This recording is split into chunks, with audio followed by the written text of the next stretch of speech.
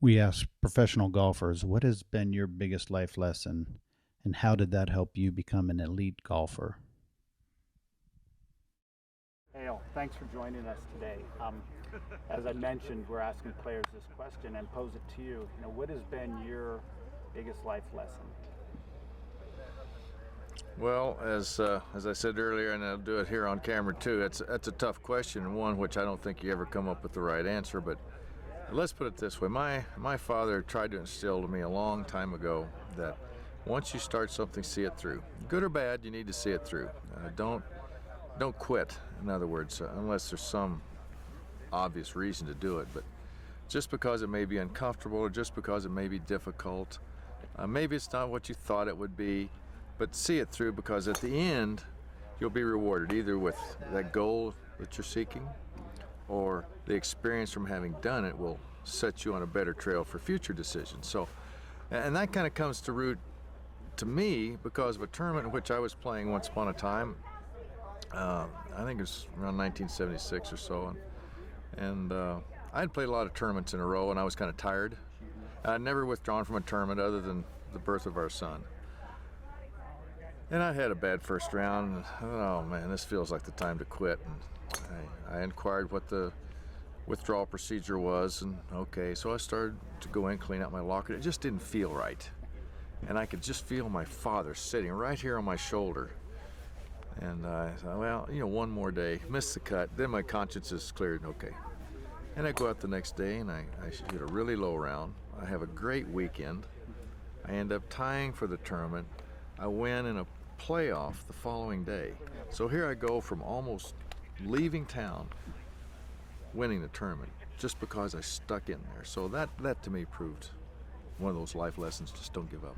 Wow, that's great. What tournament was that, by the way? It was the Florida Citrus Open, held at the Rio Pinar Country Club in Orlando, Florida. And do you draw on that experience a lot? absolutely, Well, absolutely, because there'll be many times that you just feel like chucking it all. I'm just tired of this. But every time I go back, and my father, who is now gone, he wasn't at the time, but he is now, but he might as well be sitting right here on my shoulder, and I'm glad of it.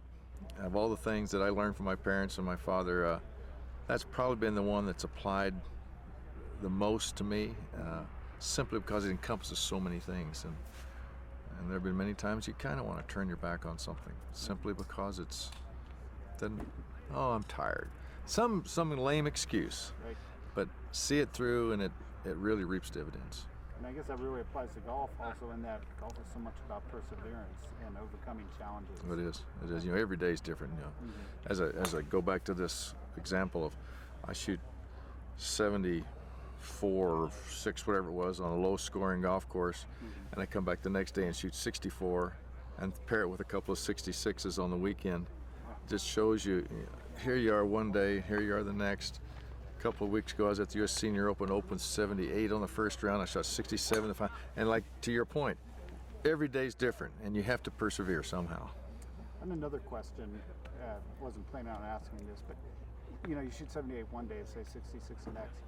Do you think that there's some sort of chemical change that happens inside the body that makes you different on a particular day as an athlete? Well, I guess. How do you do?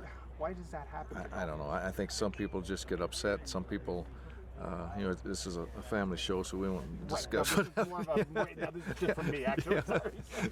But I think for some people, it is a motivator. Come on, you can do better than that, and it's really a kick in the tail. I see. I think for others, it's maybe they're just off one day, and they put that aside and don't even think about it, and they start the next day fresh. Right. I think the best players in the world have always been able to shrug off that disappointment, and the players that middle of the road, or the lesser players, let's say, don't have that ability. They may follow it up with another bad score, and then they hightail it out of town and go hide and feel sorry for themselves. But I don't think the champions, you talk about Jack Nicklaus and you talk about Tiger, and Tiger's, he's already forgotten about that loss last Sunday. He's already forgotten about that. He's on to the next one.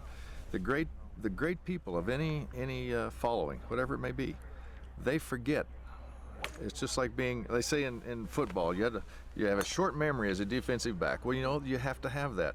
You learn from your mistakes, but more importantly, you learn from what you do well.